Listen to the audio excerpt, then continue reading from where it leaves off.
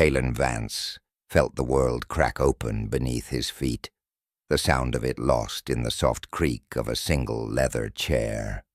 The air in the penthouse boardroom, once thick with his own suffocating confidence, turned thin and sharp, impossible to breathe. He saw the faces of his team, his pack of wolves, frozen in disbelief behind him. He saw the anxious board members of Innovate Dynamics, their fear suddenly transmuting into something else, something terrifyingly close to reverence. And he saw the man at the head of the table, the man who had just swiveled around to face him, his eyes holding the calm, patient weight of a glacier that had been waiting 1,000 years for this single, perfect moment to crush him. It was the cab driver. To understand how a king lost his entire empire in 60 seconds, you have to go back 35 minutes to the ride that sealed his fate. The afternoon sun was a hammer, beating down on the steel and glass canyons of the city. Kalen slid into the back of the yellow cab, the vinyl seat sighing under the weight of his $1,000 suit. He didn't look. He didn't acknowledge. He was a god, and this was merely a chariot summoned by an app. Omnicorp Tower, he grunted, already jamming an AirPod into his ear. And make it fast. The driver, an older black man with hands that looked like they were carved from dark, sturdy oak, adjusted his rear-view mirror. The eyes that met Kalen's reflection were dark, clear, and intelligent, but Kalen didn't notice. He was already gone, lost in the electric thrill of the hunt. He saw only a uniform, a function, a nobody. Omnicorp Tower it is. The driver's voice was a low, smooth baritone, the kind of voice that could calm a storm. Big things happening up there today, I imagine. Kalen ignored him. His phone was already pressed to his ear, his voice a weapon. "Mark, listen to me," he snapped. "The board is running scared. That's good. Let them sweat." He laughed, a short, ugly bark. Innovate Dynamics has good bones, they keep saying. Good bones. It's a damn fossil. We're not acquiring them. We are performing an autopsy on a living patient, and we're keeping the vital organs. Behind the wheel, Silas Blackwood navigated the roaring river of city traffic with an unhurried grace. He'd heard 1,000 versions of this monologue. The city was a confession booth on wheels, and power was its most common sin. But this was different. This name, Innovate Dynamics, it wasn't just a name. It was blood and bone to him. It was his life's work. "Their founder is the problem," Kalen continued, his voice dripping with venomous glee. "This mythical Mr. Blackwood, who hasn't been seen in public for a decade. He's a ghost, probably drooling into his soup in some forgotten mansion on Long Island." A cruel smirk twisted Kalen's lips. "The current CEO, Peterson. He's a glorified house-sitter. A puppet. He doesn't even know we've been buying their debt for the last 6 months through a web of shell core. He thinks this is a merger negotiation." Kalen leaned forward, his voice dropping to a conspiratorial hiss. "When I walk into that room, Mark, I'm not asking for a damn thing. I'm calling in the note. We leverage the debt. We seize the patents. We gut their bloated R&D department. And we dump the rest. The dead weight." Silas Blackwood's knuckles went white on the steering wheel. Just for a second. An almost imperceptible tightening. Dead weight. He thought of Maria in accounting, who had put her 3 kids through college on her salary. He thought of David, the brilliant young engineer he'd personally recruited from MIT, a kid who dreamed of changing the world. He thought of the free clinic they funded in the poorest part of the city. Dead weight. The poison of the words filled the small, clean space of the cab. Caelan clicked off the phone, tossing it onto the seat beside him as if it were disposable. He finally noticed the driver's eyes in the mirror and remembered, with a flicker of annoyance, that he wasn't alone. A patronizing smile, thin and sharp, spread across his face. "Sorry you had to hear that. Business talk. Bet you get an earful in this line of work." "The city tells its stories," Silas replied, his voice impossibly even. "You learn a lot about the people who live in it." "I'll bet," Caelan said, the condescension in his tone as thick as the exhaust fumes outside. "Must be a grind, driving in circles all day, listening to other people's problems. It's noble, I guess, in its own way." He was feeling magnanimous now, a conqueror moments from victory. He decided to bestow a piece of his brilliance upon this simple, working man. He leaned forward, the smell of his expensive cologne invading the driver's space. "See, that's the difference between you and me," he said, his voice soft. "You're stuck in the traffic. You're part of the machinery. I'm the one who designs the machine. I'm the one who decides where the roads go." The chasm between them was vast and absolute.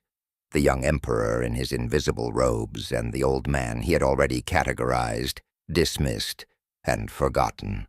Caelan felt a surge of pity for the man. It made him feel powerful. It made him feel generous. "Let me give you some advice, old-timer," he said, leaning back against the worn vinyl. "You're not getting any younger. You should have learned a real skill. Coding, finance, something that builds equity. It's probably too late for you, but maybe not. You could take one of those online courses. Anything is better than driving this relic until you drop dead at a red light. Right?" There it was. The insult wrapped in a bow of faux concern, the casual cruelty of a man who had never been truly tested. A deep, profound calm settled over Silas Blackwood. The cab was no longer just a cab. It was a laboratory. The city was no longer just a city. It was a proving ground, and Caelan Vance was the specimen under the microscope. "Education is a powerful tool, sir," Silas said, his voice as smooth and cool as river stones. "But the world has many classrooms. This car has been one of the best." Caelan let out a short, dismissive laugh. "The school of hard knocks. That's cute. Real cute. But it doesn't buy you a penthouse office with a view of the entire world, does it? That depends on what a person is trying to build," Silas replied, executing a flawless turn that shaved 3 cars off their path. "Some men want to build towers of glass that scrape the sky. Others are more concerned with the foundations they're built on."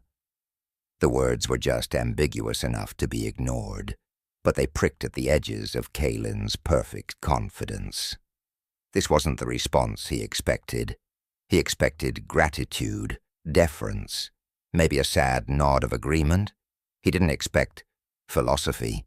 He didn't expect this unnerving composure. "Foundations," Caelan scoffed, his irritation rising. "Foundations are for dinosaurs. They crumble. They get in the way. The new economy is about one thing: disruption. You either disrupt or you get disrupted. That's a lesson a sentimental old company like Innovate Dynamics never learned." He was talking to the driver, but he was rehearsing for the boardroom.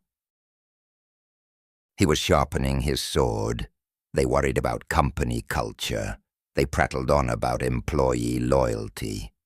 You know what that gets you in the real world? A bloated, inefficient payroll and a stock price that flatlines. It gets you dead weight. That phrase again. It echoed in the small space. "And that's what you call progress?" Silas asked. His eyes met Caelan's in the mirror, and for the first time, Caelan felt the full force of the man's gaze. It wasn't judgmental. It wasn't angry. It was a quiet, deep, probing curiosity, and it was more unsettling than any argument. "I thought innovation was about creating things, not just smashing what other people have built." The accusation, gentle as it was, landed like a punch. Caelan felt a hot flash of anger. He was the master of the universe, and this Cabbie, this nobody, was questioning his entire world-view. He was used to fawning assistants and terrified underlings. He wasn't used to being challenged. "You don't understand the first thing about business." Caelan spat, the friendly mask dissolving completely. "It's not a tea party. It's a war, a zero-sum game. You tear down the old rotted structures to make way for the new. It's called evolution. Look it up. The only thing that matters, the only metric of success, is shareholder value. And after today, my shareholders are going to be very, very rich." "Shareholders are one part of the equation," Silas conceded, his voice never rising. He turned onto the final street, the shimmering spire of the Omnicorp Tower now dominating the view. A steel needle aimed at the heart of the sky. But a company is more than its stock price. It's the people who give it their days. It's the ideas they sketch on napkins in the cafeteria. It's the trust you build, year after year, with the people who buy your products. That's a kind of value you can't find on a balance sheet. The driver's vocabulary was getting strange, more precise, more corporate. Caelan felt a flicker of genuine unease, a strange sense of vertigo, as if the floor of the cab had just tilted slightly. He shook it off. The old man watches cable news, that's all. He's just repeating things he's heard. Trust is a four-letter word for sucker.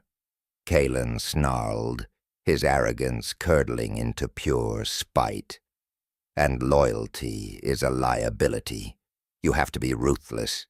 You have to be willing to cut out the rot. That's why I'm going to walk into that boardroom and win. And it's why those sentimental old fools at Innovate are going to lose. They're sitting there playing checkers. He paused for effect. And I'm playing chess. The cab slid to a perfectly smooth stop in the private driveway of the Omnicorp Tower. The engine hummed quietly. For a moment there was only silence. Then Silas spoke, his voice soft, but carrying the weight of a final judgment. "The most dangerous man in a game of chess," he said, "is the one who looks at the king and sees only a pawn." The words hung in the air, sharp and heavy as shattered glass. Caelan stared at the driver's reflection. The old man's eyes were no longer just calm. They were piercing, analytical, bottomless. For the first time all day, Caelan Vance felt a genuine cold sliver of doubt. It was a bizarre, alien feeling, and he hated it. He felt like he was walking into a trap, but he couldn't see the jaws. He shook his head, forcing the feeling away. Pre-game jitters, nothing more. He was Caelan Vance. He didn't lose. He pulled a crisp $100 bill from his money clip, crumpled it in his fist, and tossed it dismissively onto the front passenger seat. "Keep the change, old man," he said, his voice thick with scorn. "Go buy yourself one of those online courses." Silas didn't even glance at the money. He just held Caelan's gaze in the mirror for one final, long moment. "Thank you for the advice, sir," he said, his voice betraying nothing. He pressed a button on his console, and the receipt machine whirred to life, spitting out a small slip of paper. "Have the day you deserve, Mr. Vance." Kalen didn't wait for the receipt. He shoved the door open and strode toward the gleaming marble entrance of the tower, a conquering hero marching toward his coronation. The cool, reverent silence of the lobby washed over him, cleansing him of the strange encounter. He was back in his world. The world of power, of consequence. The world where he was king. He felt the eyes of security guards and receptionists on him, and he mistook their watchfulness for awe. The brief, unsettling conversation in the cab was already a forgotten footnote, an absurd little prelude to the grand symphony of destruction he was about to conduct. He took the express elevator, a silver bullet shooting him toward the sky, the 50th floor, the penthouse, the belly of the beast. His team was waiting outside the boardroom, a pack of sleek, hungry sharks, smelling blood in the water. Mark, his lieutenant, gave him a sharp, predatory nod. "They're all in there," Mark whispered. "Peterson looks like he's about to throw up. You can smell the fear." "Good," Kalen said, a wide, merciless grin spreading across his face. "Let's not keep the condemned man waiting." He pushed open the 2 massive oak doors and stepped into his destiny. The room was a cathedral of corporate power. A long, polished mahogany table reflected the grim, anxious faces of the Innovate Dynamics board.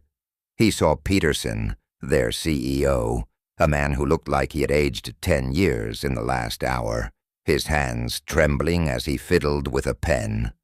They all looked up as he entered, their expressions a pathetic cocktail of resentment and terror. Kalen's gaze swept the room, cataloging their weakness, savoring it. His eyes finally landed on the high-backed leather chair at the head of the table. It was turned away from him, its occupant hidden from view. A lawyer, he figured.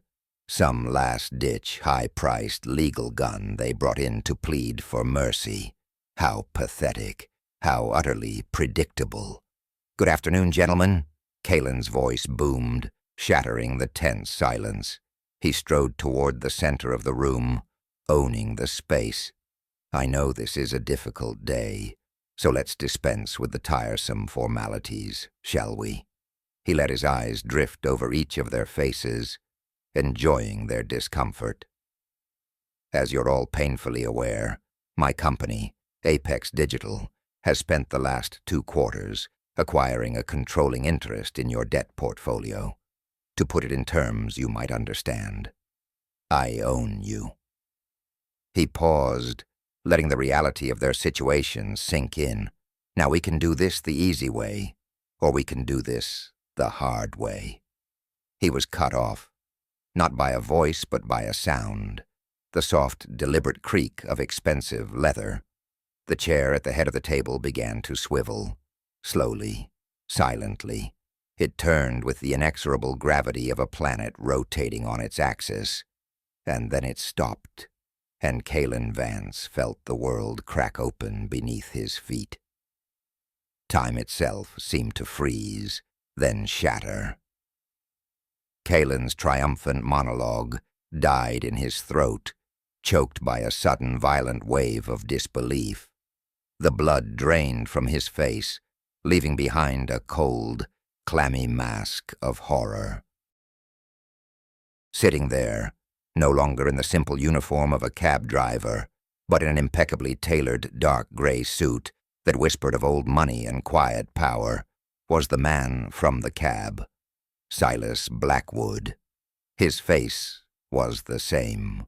His calm demeanor was identical, but his eyes, now unobscured by the rearview mirror, held the unmistakable crushing weight of absolute authority. On the polished table in front of him, a small, elegant nameplate gleamed under the recessed lighting. It read, Silas Blackwood, founder and chairman. A wave of vertigo and crippling nausea washed over Caelan. The room fell into a deathly silence, the only sound the frantic, wild pounding of his own heart in his ears. The faces of his own team, his loyal wolves, were slack-jawed, their expressions mirroring his own shock. And the Innovate board members, they were no longer looking at Caelan at all. They were looking at Silas, and their fear had been replaced by a deep, profound, and unwavering loyalty. Silas placed his hands flat on the table. They were the same hands Caelan had seen resting on the steering wheel, weathered and strong. He looked directly at Caelan, and the entire gravitational field of the room seemed to bend around him. His voice was the same low, measured baritone, but now it was amplified by the acoustics of power. "The hard way," Silas said, finishing Caelan's sentence for him. "You were saying, Mr. Vance?" Caelan's mouth opened and closed, but no sound came out. A single, pathetic word finally escaped his lips. You're the cab." "I am," Silas confirmed, his gaze unwavering. "I still drive my old cab 2 days a week. It was the first business I ever owned, bought with my savings after 2 tours in the service. It keeps me grounded, Mr. Vance. It keeps me connected to the city I helped build. Most importantly," he paused, "it allows me to listen, to learn. It's a remarkable classroom. You learn more about a man's true character in a 5-mile ride, where he thinks you're nobody, than you can in a 5-hour negotiation, where he knows you're somebody." Silas slowly rose to his feet, and his presence seemed to expand, filling every corner of the vast room. He was no longer just a man. He was the foundation Caelan had scoffed at. "Mr. Vance," he said, his voice calm but carrying the force of a tidal wave, "on our short journey here today, you were kind enough to lay out your entire strategic vision, a vision not of innovation, but of demolition. You spoke of my people, men and women I have known for decades, as dead weight. You boasted of a plan to acquire this company, not to build it up, but to strip it for parts and leave the husk to rot on the side of the road. You told me that trust is for suckers and loyalty is a liability." He let the indictment hang in the air, each word a hammer blow against Caelan's shattered ego. "That isn't a business philosophy, Mr. Vance. It is a moral bankruptcy. You see the world not as it is, but as a collection of assets for you to plunder. You judged me by the seat I occupied in a car, just as you judged this entire company by a single number on a spreadsheet. Your vision isn't just a limited, it's a blind." Silas then turned his attention from the broken man before him to the entire room. "This hostile takeover attempt," he announced, his voice ringing with finality, "is over. As the founder and majority shareholder of Innovate Dynamics, I was alerted to your vulture-like acquisition of our debt this morning, and I have spent the last 3 hours using my personal capital to buy back every single dollar of that debt from your shell corporations. As of 10 minutes ago, Mr. Vance, Apex Digital has 0 leverage. You own nothing." He then looked past Caelan to the stunned faces of his team. "And to the board of Apex Digital," Silas said, his voice now a quiet warning, "I would strongly suggest you reevaluate the leadership and the culture your CEO has been fostering. A company led by a man with no integrity is a house built on quicksand. Your stock price may be high today, but your foundation is rotten to the core." With that he delivered the final masterful stroke. "This incident, however, has not been without value. It has shown me that innovate must not only be defended, it must evolve. Therefore, I am not merely rejecting Mr. Vance's pathetic offer. I am announcing a new path forward. I will be personally financing a merger with a smaller, more ethical competitor, a company that actually values research and development. Furthermore, I am immediately establishing a new cross-industry ethics commission, funded entirely by my own foundation, to promote sustainable and humane business practices across our entire sector. This failed takeover will not be forgotten. It will be the catalyst for a new standard of decency. Caelan Vance just stood there, a hollowed-out statue of a man, the architect of his own spectacular demise. He was no longer the disruptor, the kingmaker, the predator. He was the prey. He was the dead weight. He had played his game of chess, so certain of his own genius, and had never once bothered to properly identify the pieces on the board. He had mistaken the king for a pawn, and now he had been swept from the board entirely, a forgotten casualty in a much larger game. Silas Blackwood turned and looked out the vast panoramic window at the city sprawling beneath him. He saw the endless ribbons of traffic, the anonymous cars moving through the concrete canyons, the millions of people living out their stories. To a man like Caelan Vance, it was just scenery, a backdrop for his own ambition. To Silas, it was the whole point. He had built his kingdom not by looking down from a tower, but by looking up from the street. And he knew, with the quiet, unshakable certainty of a man who understood true value, that it was the only perspective that offered a real view of the future.